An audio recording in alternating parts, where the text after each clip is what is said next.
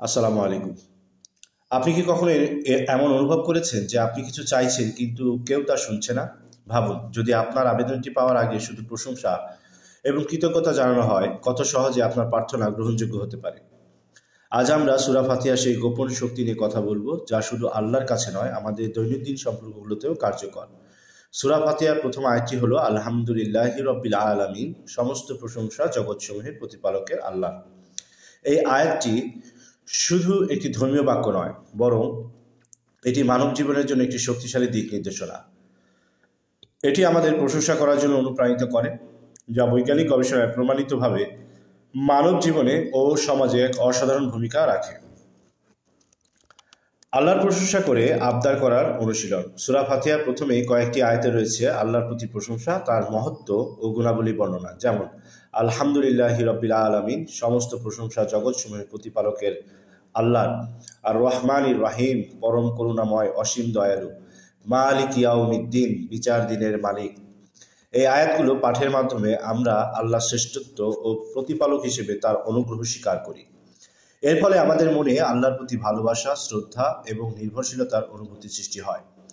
এটি একটি মানসিক প্রস্তুতি, যেখানে আমরা বুঝতে পারি যে আমরা এমন এক সত্তার কাছে কিছু চাচ্ছি যিনি সকল দয়ালু, করুণাময় এবং সবকিছুর মালিক। এরপরই আসে আবদারের পালা।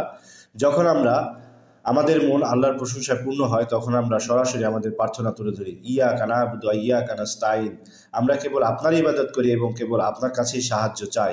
ইহদিনাস সিরাতাল মুস্তাকিম, আমাদেরকে সরল পথ দেখান। এই ক্রমটি একটি বিশেষ তাৎপর্য গ্রহণ করে। এটি আমাদের শেখায় আল্লাহর কাছে কিছু চাওয়ার আগে তার প্রশংসা করা উচিত। এটি আমাদের অহংকার থেকে দূরে রাখে এবং আমাদের প্রার্থনাকে আরও বিনয়ী ও আন্তরিক করে তোলে। প্রশংসা ও সমাজের উপর প্রভাব। প্রশংসা শুধুমাত্র একজন ব্যক্তির মধ্যে সীমাবদ্ধ থাকে না, বরং এটি একটি সুস্থ ও সমৃদ্ধ সমাজ গঠনে অপরিহার্য ভূমিকা রাখে। বৈজ্ঞানিক গবেষণা ও সামাজিক প্রেক্ষাপট এর কিছু গুরুত্বপূর্ণ দিক নিচে তুলে ধরা হলো। আন্তঃব্যক্তিক সম্পর্ক উন্নয়ন করুন। গবেষণায় দেখা গেছে যে প্রশংসা মানুষের মধ্যে পারস্পরিক বিশ্বাস, সহানুভূতি এবং ভালোবাসার বন্ধন তৈরি করে।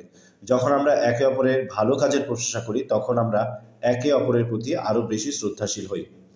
ভালো কাজের বিস্তার। যখন একটি সমাজে ভালো কাজগুলো প্রশংসা করা হয়, তখন তা অন্যদের অনুরূপ ভালো কাজ করতে উৎসাহিত করে। যেমন যখন কোনো শিক্ষার্থী তার শিক্ষকের কাছ থেকে ভালো ফলাফলের জন্য প্রশংসা পায়, তখন সে ভবিষ্যতে আরও ভালো করতে অনুপ্রাণিত হয়। এটি সমাজে একটি ইতিবাচক চক্র তৈরি করে। সামাজিক স্থিতিশীলতা। যে সমাজে মেধা ও পরিশ্রমের সঠিক মূল্যায়ন হয়, সেখানে মানুষ তাদের কাজের প্রতি আরও বেশি আন্তরিক হয়। প্রশংসা এই মূল্যায়ন নিশ্চিত করে এবং সমাজে একটি ন্যায় ও ভারসাম্যপূর্ণ পরিবেশ তৈরি করে। শিক্ষণীয় দিক। সূরা ফাতিহার এই অনুশীলনটি মানব জীবনের জন্য একটি দারুণ শিক্ষা। যখন আমরা কোনো মানুষের কাছে কিছু চাই, তখন আমরা সাধারণত সরাসরি আবদার করি, কিন্তু সূরা ফাতিহা আমাদের শেখায় সম্পর্ককে আরো সুন্দর করতে এবং আবদারের গ্রহণযোগ্যতা বাড়াতে হলে প্রথমে প্রশংসা ও কৃতজ্ঞতা প্রকাশ করা জরুরি।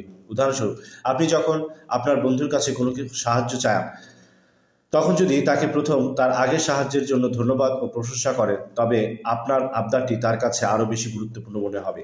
একজন কর্মচারী তার বসের কাছে কোনো সুযোগ চাইতে গেলে যদি সে প্রথমে বসের নেতৃত্বের প্রশংসা করেন, তাহলে তার আবদারটি আরও বেশি ইতিবাচক গ্রহণ করা হবে।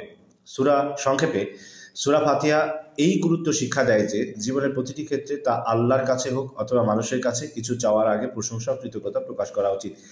এটি আমাদের সম্পর্কগুলোকে আরও মজবুত করে এবং আমাদের প্রার্থনাগুলোকে আরও অর্থবহ করে তোলে। ধন্যবাদ। এই ধরনের আরও ভিডিও পাওয়ার জন্য চ্যানেলটিকে সাবস্ক্রাইব করে রাখবেন।